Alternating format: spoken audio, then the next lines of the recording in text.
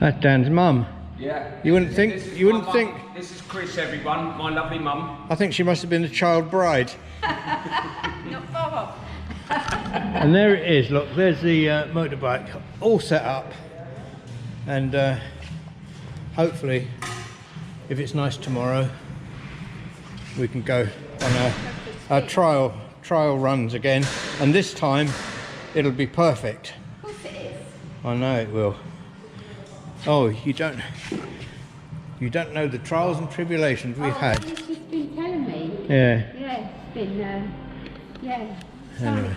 trying to get it to work and. Yeah. That's it. Sorted. Anyway, you got there. We got there. Well, we hope so. We'll find out tomorrow. I've just been making a mudguard, or I think as it's going on a Harley. Well, actually, it is a mudguard because it's not going on the Harley, it's going on the Sidecar. Yeah, so I've made a mudguard, or a fender, if you like. Just a bit of galvanised sheet. I've bashed about a bit, added a bit of rubber. That's from an old rubber floor mat. That reflector's from a trailer, and it looks a bit bent and battered, but I'm hoping that when I get it onto the Sidecar, it'll screw on from the inside, screw against the side of the Sidecar. I'm hoping that it'll sort of straighten itself up, but I don't mind things being a bit battered and bent. I'm a bit battered and bent myself. Yeah, so that's it. Yeah, so you didn't know that, did you, that I'm a qualified sheet metal fabricator? One of my many qualifications. Anyway, that's another bit for a vlog. What I'm going to do now is I'm going to tell you a story, because I haven't told a story from my younger days for a while. So I'll probably add it on to the next bit of this. See you in a minute.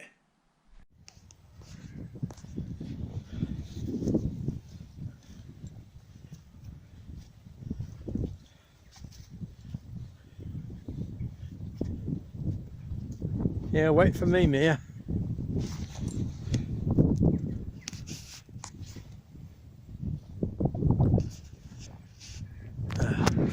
I've got my woolly hat on, my winter coat, and it's I don't know, 3rd or 4th of July. Bloody freezing.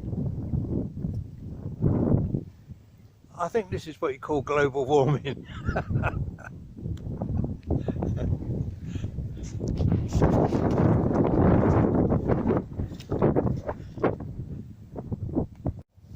Although, mind you, it is past 8 o'clock at night.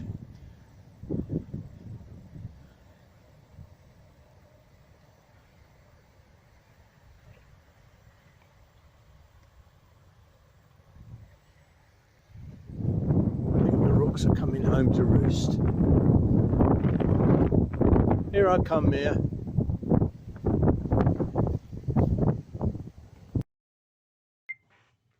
Here's a little story from my youth.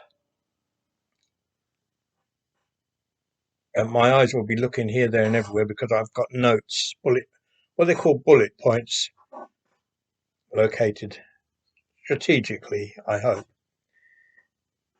Strangely, although I'm able to recall events from my past in quite minute detail, when it comes to trying to remember the dates or years those events happened, I struggle to remember.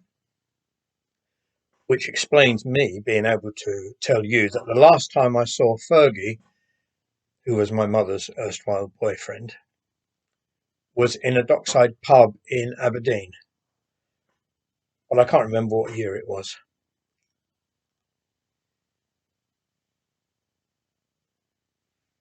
Would have been in the 1960s, definitely. He was extremely drunk, extremely slobberingly maudlin, and in a loud slur, telling anyone who cared to listen what a good laddie I was. When he was in this kind of state, he was also fond of clamping an affectionate arm around my shoulder and bestowing the occasional alcohol-laden, bewhiskered kiss on my cheek. Hello, Mia. Mia's just come in. Did you enjoy your dinner? Good. Yeah, he used to bestow a kiss upon my cheek. I would tolerate this for as long as I could, which was not very long, the young man I was at that time. This chair is very noisy. It's not me. It's not me. It's a chair. Anyway, this male bonding type of behaviour was uncommon in those days, especially in a men-only bar. So I'd say goodbye and leave him to it. I didn't want anyone to think I was well, you know, you get my drift. Suffice to say, I found it embarrassing. Funny enough, these days, I'm extremely tactile. I love a hug, male or female. I'm not bothered what people think. Maybe it's because I'm at an age where I don't give a stuff. Maybe it's just the way things are these more enlightened days. So let's just say, for the sake of expediency, that I was 20 years old when I last saw Fergie. I'll make that 50 odd years. He must have died soon after our last meeting. All I have left of him, apart from some lovely memories, and they are genuinely lovely memories of him, is a small photo measuring about 3 inches by 2 inches. Here it is.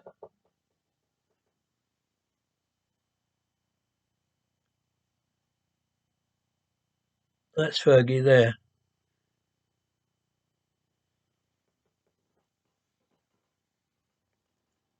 That photo was taken by my mum when she and he were still together. It must have been taken in the late 50s. It shows Fergie sitting in the old Nissen hut, which was their home then. Yeah, this little image of Fergie is all I have to remind myself of what he looked like.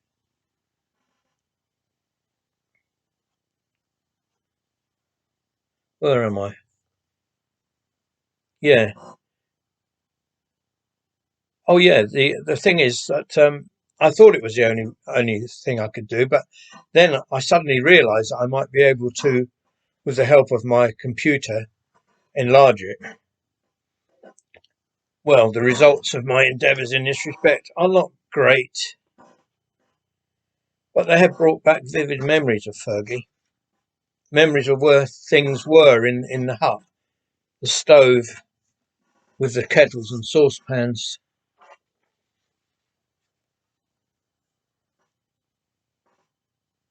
And the cups. There's the cups on the table. Mum's cup and Mum's little cup and Fergie's big old mug. And that table, I remember it had an oilcloth cover. And there's a soup dish. That's a soup dish with the spoon still in it. There's a bed over there in the corner.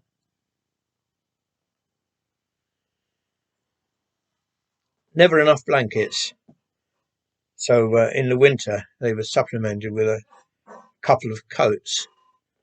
And look at that one there. That's a big old chest of drawers. Probably fetch a lot of money these days. They've decorated the Nissen hut with wallpaper. Mum would have put the pictures on the walls. And I've had little ornaments about the place. She loved things like that. All these little details in this photo give it an added poignancy to me.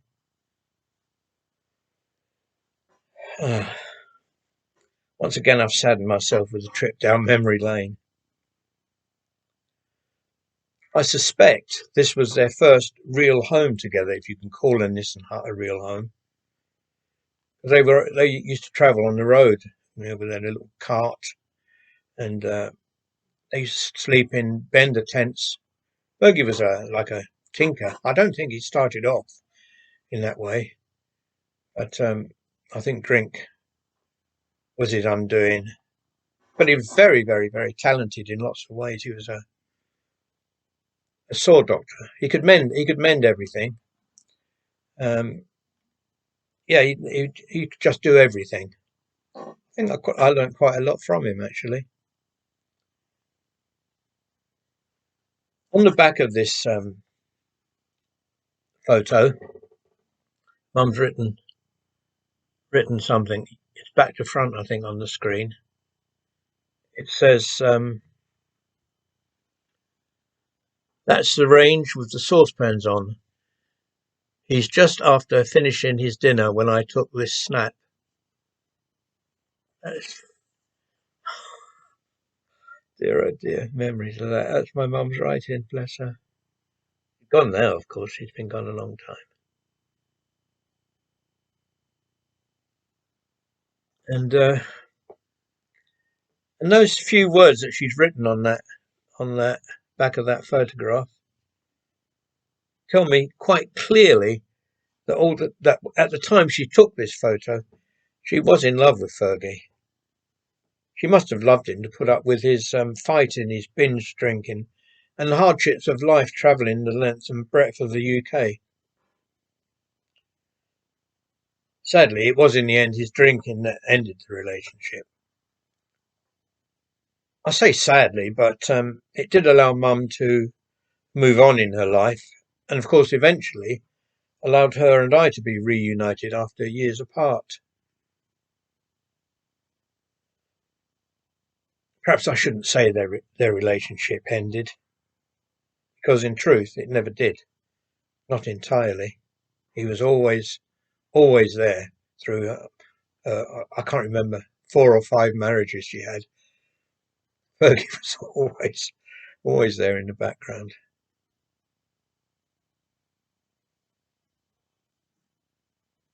Yeah, I liked Fergie. I loved him, actually. He wouldn't have been a great dad, apart from the fact that he taught me quite a few things about survival, which stood me in good stead after I came out of care. Anyway, I better try and cheer myself up now, stop thinking about sad memories. Sad memories and happy memories. Yeah, that's it. That's today's vlog. It's a bit of a mish-mash, isn't it? Anyway, take care. I'll see you all again soon. Oh, tomorrow, weather permitting, after I've taken my van for this MOT, weather permitting, road trials for the Sidecar. See you later. Bye.